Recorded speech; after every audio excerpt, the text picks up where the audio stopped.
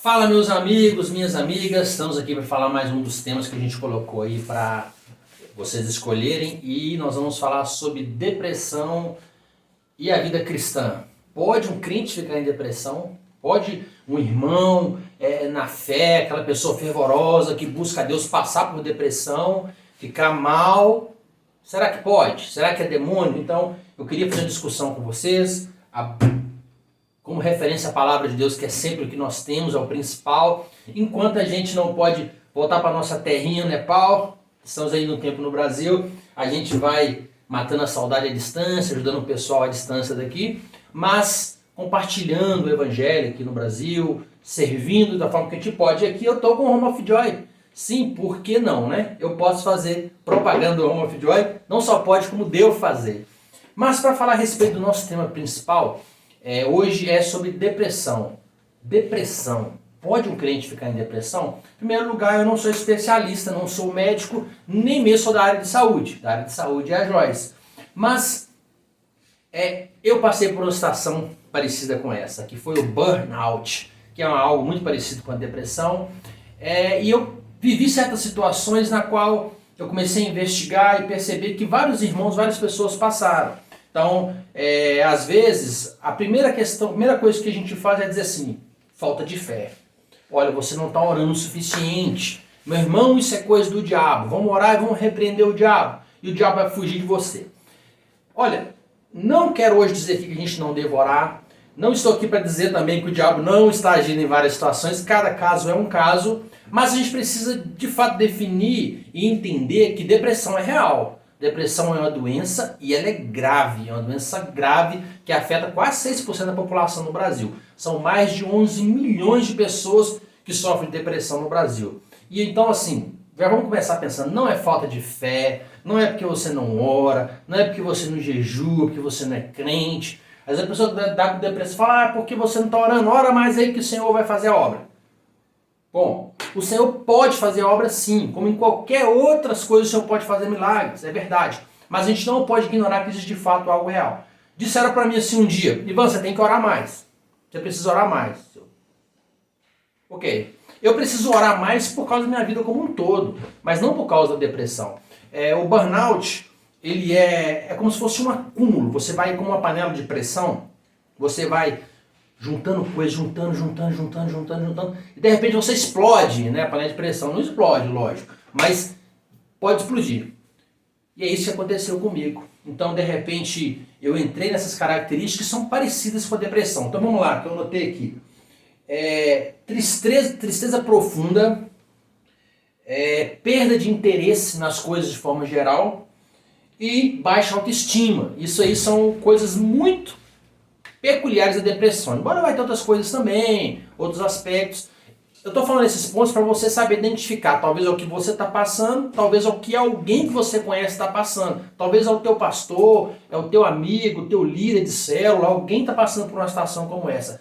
Gente, nunca antes na história os pastores sofreram tanto com depressão.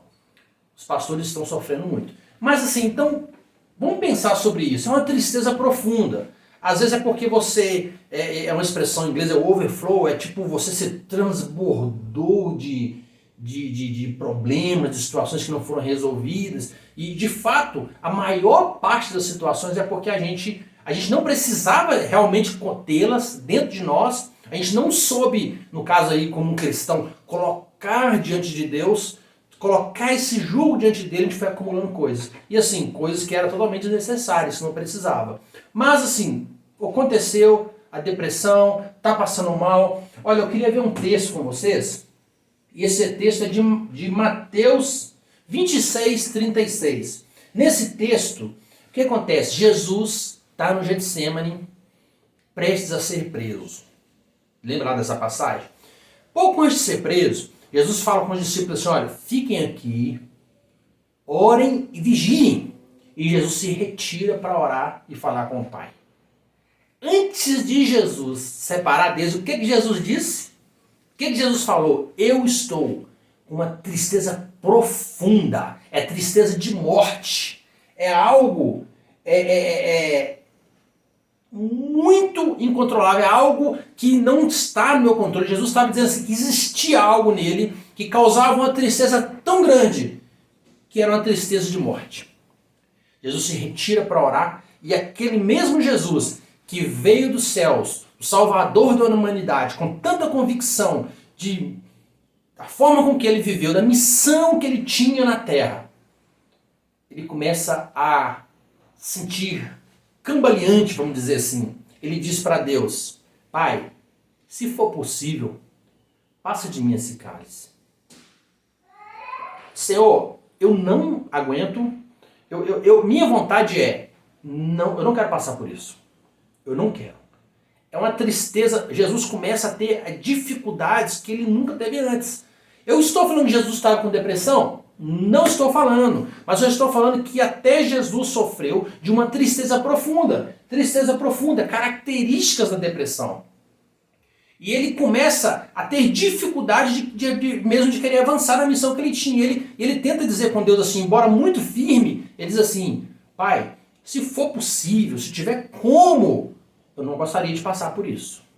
Mas aí tem o lado do Salvador, do Cristo. Mas faça a tua vontade. Senhor, não faça a minha, não deixa a minha vontade ser prioridade, mas faça a tua. Então, gente, se Jesus passou por uma tristeza profunda, se Jesus chegou a pedir a Deus que de repente nem cumprisse aquilo que ele queria, porque ele estava doendo, porque a tristeza era de morte. Já sentiu a tristeza de morte? Eu não consigo nem imaginar o que é. Jesus passou por uma situação muito parecida com isso. Aí antes de você começar a xingar, como é que você fala que Jesus tinha depressão? Gente, nem existia esse termo, essa definição de depressão, ou esse diagnóstico naquela época, sei lá, não existia. E Jesus passou por algo dessa forma. Outra pessoa que eu gosto de ressaltar, que é em Mateus 28:19, é sobre Tomé. Tomé, aquele discípulo de Jesus tão firme, uma pessoa tão pronta para morrer por Cristo. O texto fala que os discípulos estavam reunidos após a morte de Jesus e eles estão de portas trancadas com medo de serem mortos. Jesus aparece e o texto começa a falar umas coisas interessantes. Ele mostra o seu lado, as suas mãos, as suas feridas para os discípulos. Existia uma necessidade de ver, não era só de Tomé. Mas eles precisavam ver e o texto mostra, Jesus mostra para eles. Mas Tomé não está presente. Tomé está ausente, mas o texto fala que os discípulos estavam lá. Cadê o bendito do Tomé? Aonde esse homem foi parar? Essa questão da depressão, ela causa isolamento. Quando a pessoa está passando por isso, e aí já é da minha própria experiência, você não quer estar com ninguém, você quer estar sozinho, você começa a perder a alegria nas coisas. E Tomé está passando por uma situação onde morreu o seu Salvador, morreu o seu líder, morreu o seu amigo, morreu alguém que era importante para ele, mas os discípulos estavam juntos. Cadê o Tomé? Isolamento. Estou dizendo que Tomé estava com depressão? Antes de vocês começarem a me xingar, não estou dizendo que ele estava com depressão. Eu estou dizendo que existem características e que não existia definição naquela época. Vocês estão me entendendo? Então, o que eu queria fechar com esse vídeo para vocês? Principalmente baseado na história de Jesus, no próprio exemplo dele, de que existia uma tristeza profunda na vida dele, naquele exato momento. Então, você pode estar passando por uma situação como essa. Alguém próximo de você pode estar passando por isso e nem sempre vai ser demônio. Nem sempre vai ser porque a pessoa não ora. Existem várias situações de fato que tem demônios agindo, que tem uma série de situações que tem que ser avaliada. Mas falando propriamente dessa doença, que é algo de fato estruturado, existe estudo sobre isso, realmente é uma doença e grave. Então não ignore isso. Eu iniciei um tratamento com um psiquiatra para me ajudar, uma pessoa especializada. Fala oi. Oi. Bye bye. Bye bye, uma pessoa especializada para me ajudar. Uma pessoa que estudou, sabe como tratar, sabe ajudar você a sair dessa situação. Paralelo a isso, a você provavelmente tomar uma medicação, receber conselhos de um psicólogo, ajuda de um psicólogo.